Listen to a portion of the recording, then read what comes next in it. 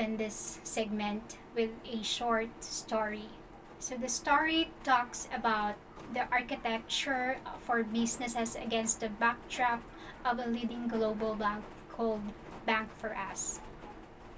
Bank4Us is a fictitious bank, yet the story reflects the realities of a typical large enterprise in today's global environment.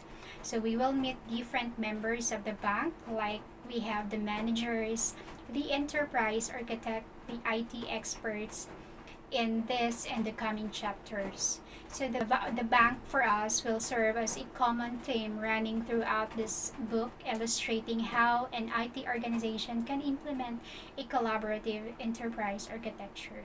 So I have listed the employees we will accompany in the appendix.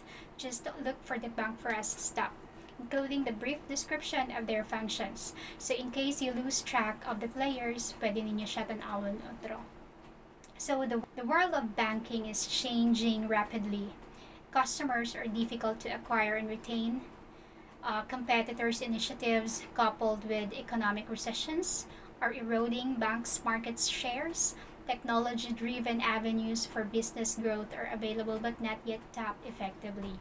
So in response to this difficult market situation, the CEO of Bank4Us issued a vision statement that clearly underscores the bank's priority number one.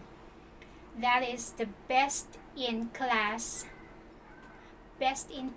customer experience anywhere, anytime, and any channel.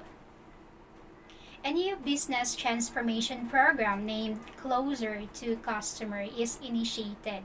So during the annual strategic planning sessions of the bank, Dave Callaghan, the bank's CIO, confirms his commitment to the CEO vision. The commitment goes like this.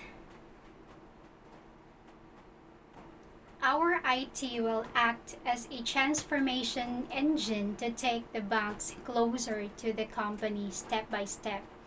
While we expect a business growth of 150% over the next 5 years, we will restrict IT growth to 60% of our current investment level. We will also adopt a 2020 strategy, meaning 20% savings and 20% value addition.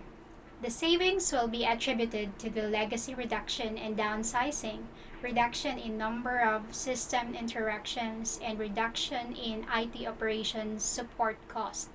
The value addition, on the other hand, will be achieved by customer empowerment, customer satisfaction, operational efficiency, and shorter time cycle. Sarah Taylor, a program manager at Bank4Us, is unsure how Dave is going to fulfill these promises given the current state of the bank's IT environment. Sarah has only recently joined the bank and is responsible for managing an application portfolio of 62 IT systems. This system supports the customer management platform for the retail line of business, one of a total of 5 business lines. At this point, Sarah has only a rough idea about the bank's overall IT landscape.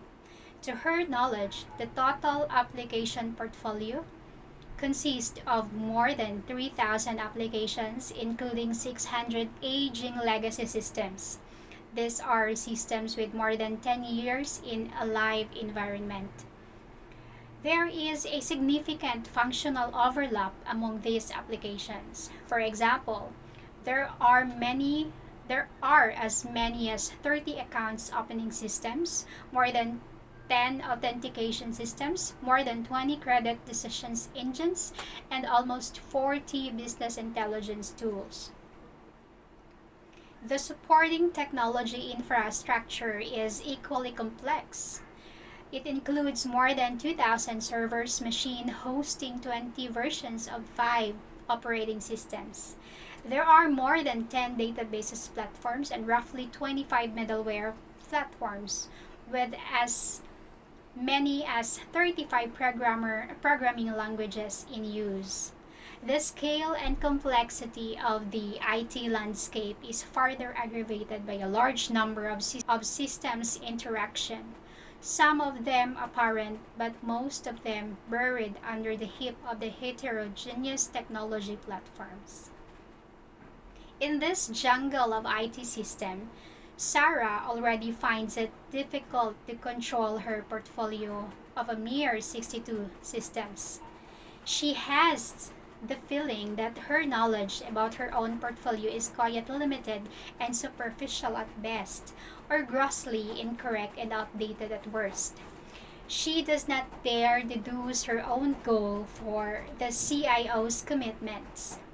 So, as impressed as Sarah is by Dave's confidence, all the more she is worried about the mandate set for the IT organization and its consequences for her own job. While Sarah discusses her concern with her supervisor, he advises her to speak to Ian Miller, an enterprise architect. Ian is a member of the bank's EA group and will collaborate with Sarah on architectural work related to the customer management area. The EA team at Bank4Us has existed for a couple of years now, and last year, a new chief architect, Oscar Salgado, was appointed as head of the team. Since then, the EA team has been seeking to play more proactive role in the business IT interaction and is becoming more visible in the enterprise. So, what is Ian expected to do? Ian was instrumental in crafting CIO's mission and strategy based on the priority of the business. He will be responsible for helping Sarah establish her project portfolio in alignment with the defined mission and strategy. He is supposed to sketch the complete picture of the IT landscape and show Sarah how the CIO's mission links to the IT landscape.